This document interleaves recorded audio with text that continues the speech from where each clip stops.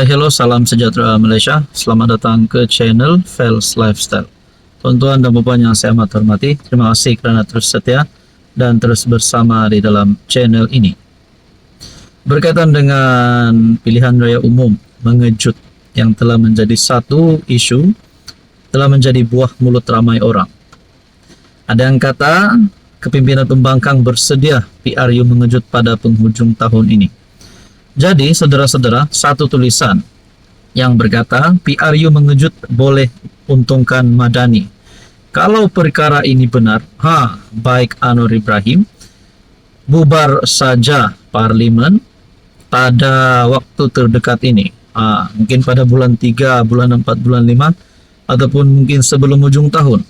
Kalau ini akan menguntungkan kerajaan Madani. Boleh dikata semua pihak yang pro kerajaan Madani menolak keperluan untuk diadakan PRU mengejut.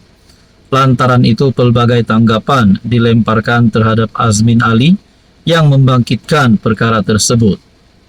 Antaranya, ia dikatakan untuk menutup kedudukan bersatu yang sedang bermasalah.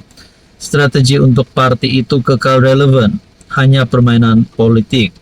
Blok pembangkang sudah habis modal dan pelbagai lagi. Pendeknya, mereka yang pro kerajaan menolak sama sekali kemungkinan PRU mengejut akan diadakan. Yang lain pula mengatakan tidak mungkin PM mahu membubarkan Parlimen lebih awal, kerana tindakan itu sama seperti memendekkan hayat pemerintahannya. Kata mereka, elok-elok PM dapat berkuasa selama 5 tahun, kenapa mahu dipendekkan dengan mengadakan PRU mengejut?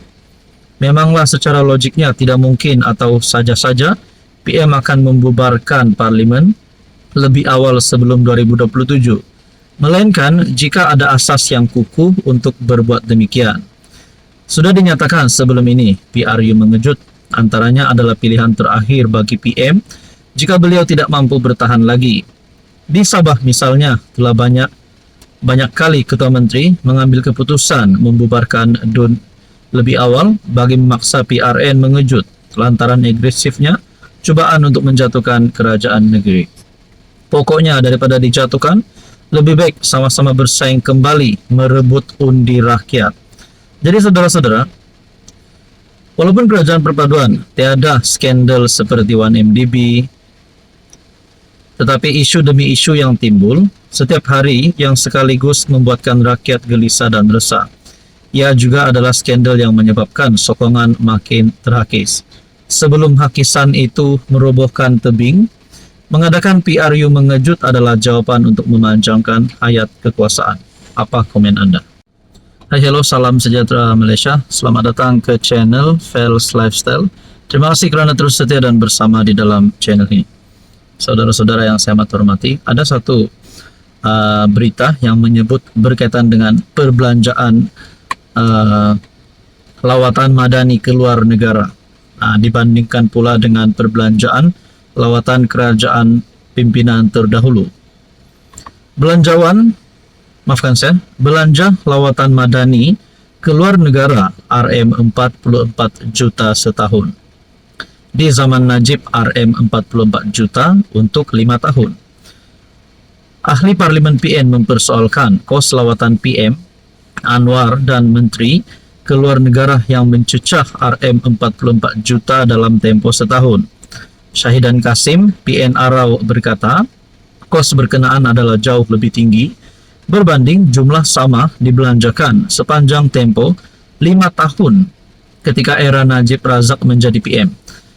Apa yang saya nak mempersoalkan di sini adalah waktu Najib Razak menjadi PM beberapa tahun yang lalu, sekitar saya pun tak pastilah, tapi mungkin kita kena fikir secara rasional dan logik. Kos dan seluruh kos perbelanjaan lah pada ketika itu dan seluruh kos perbelanjaan pada ketika ini sudah pasti tidak sama perbelanjaannya. Jadi apa persoalan dan isu yang nak ditimbulkan oleh PN Arau ini sebenarnya? Oleh itu, dia menuntut penjelasan apakah angka ini adalah tepat ataupun sebaliknya. Semasa saya menjadi menteri dulu, menteri di Jabatan Perdana Menteri, jumlah keluar negara, yaitu terdiri daripada perbelanjaan menteri kabinet, dan juga Perdana Menteri Keluar Negara pada masa itu selama 5 tahun 2008 hingga 2013 sebanyak Rm44 juta. Maknanya dari 2008 hingga 2013, dan kos perbelanjaan pada ketika itu tidak bolehlah kita samakan kos perbelanjaan pada hari ini. Jadi saudara-saudara, adakah di sini PN Narau ataupun kepimpinan pembangkang coba untuk memerangkap Anwar Ibrahim dan Menteri, ataupun coba untuk menimbulkan isu bahwa kerajaan hari ini menyeleweng dana? Nah, itu menjadi persoalannya. Jadi Syahidan bagaimanapun gagal memaklumkan jumlah kos lawatan luar negara Najib dan rombongannya dalam tempo 5 tahun bernilai Rm44,1 juta, tidak mengambil kira lawatan oleh menteri kabinet lain yang di bawah pentadbirannya. Apa komen Anda? Hai, hello, salam sejahtera Malaysia. Selamat datang ke channel Fels Lifestyle. Terima kasih kerana terus setia dan bersama di dalam channel ini. Apa yang akan berlaku di antara hubungan antara Mahathir dan juga Anwar Ibrahim? Walaupun kita dapat lihat seringkali ada saja perbalahan, tapi sudah pasti ada penyokong, sama ada penyokong Anwar ataupun penyokong Mahathir. Mungkin ada yang mahu mereka berdamai. Saya sendiri pun kalau Mahathir dan Anwar berdamai rasanya tidak ada masalah pun. Tapi ini satu tulisan yang saya lihat daripada Syabuddin Husin bertarikh 20 Februari. Jika rasa tak upaya heret Tun Mahathir ke mahkamah, Anwar wajar pilih untuk berdamai. Apa Tun Mahathir Mohamad mahu berdamai dengan Anwar? Dalam temu bual dengan sebuah podcast, bekas Perdana Menteri 2 kali itu secara terbuka menyatakan kesediaannya untuk berdamai dengan Perdana Menteri. Maknanya Tun Mahathir melalui tulisan dan artikel ini bersedia untuk berdamai dengan Anwar Ibrahim. Jelas beliau banyak isu negara dapat diselesaikan secara bersama jika mereka berdua dapat berdamai semula. Saya fikir kalau kita bincang, kita boleh selesaikan banyak masalah. Masalah ekonomi, masalah politik, masalah sosial, masalah pribadi pun boleh selesai. Namun tegas Mahathir, berdamai itu ada syaratnya. Katanya syarat untuk berdamai itu ialah Anwar perlu menarik balik tuduhan yang menuduh beliau mencuri duit negara. Jadi maknanya, adakah di sini saya nak buat satu persoalan lah dan pertanyaan.